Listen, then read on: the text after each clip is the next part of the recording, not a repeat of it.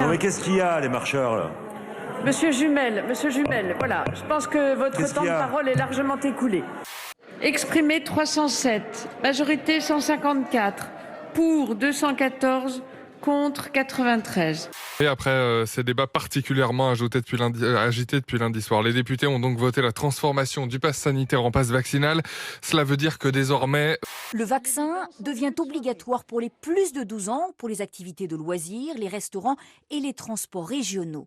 Il faut désormais que ce texte passe au Sénat, donc il vient d'être voté, vous venez de le dire ce matin, et c'est heureux, permettez-moi quand même de m'en féliciter, c'est une bonne chose.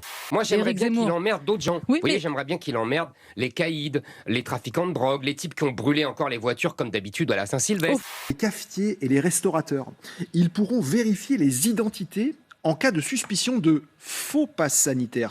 Ce sont les patrons de restaurants qui vont emmerder les Français, quoi, si j'ai bien compris. Les patrons de bars qui vont emmerder les Français.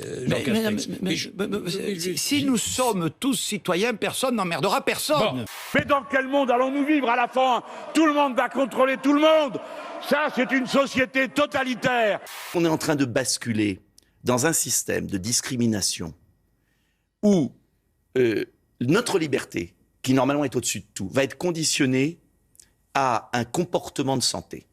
Demain, les fumeurs, après-demain, les opposants à la retraite. Il a réussi, Emmanuel Macron, à vous imposer son tempo, à imposer le paradigme covidien comme le sujet qui écrase tout dans cette campagne. Vous avez raison, il a réussi là pendant une semaine. Ça ne durera pas autant que les impôts, comme dirait mon père. Il faut ressortir le Karcher. Il a été remisé à la cave par François Hollande et Emmanuel Macron depuis 10 ans. Aujourd'hui, il est temps de nettoyer les quartiers et il faut traquer les caïds, les voyous. Valérie Pécresse fait ainsi référence à un ancien ministre de l'Intérieur lorsqu'il s'agit de parler sécurité. C'était en novembre 2005, lors des émeutes de banlieue. J'ai envie de dire à Valérie qu'il faudrait qu'elle se renouvelle un petit peu. Récupérer comme ça des anciennes phrases sans faire de propositions, c'est un peu petit. Voilà ce que je voulais vous dire, monsieur Toussaint.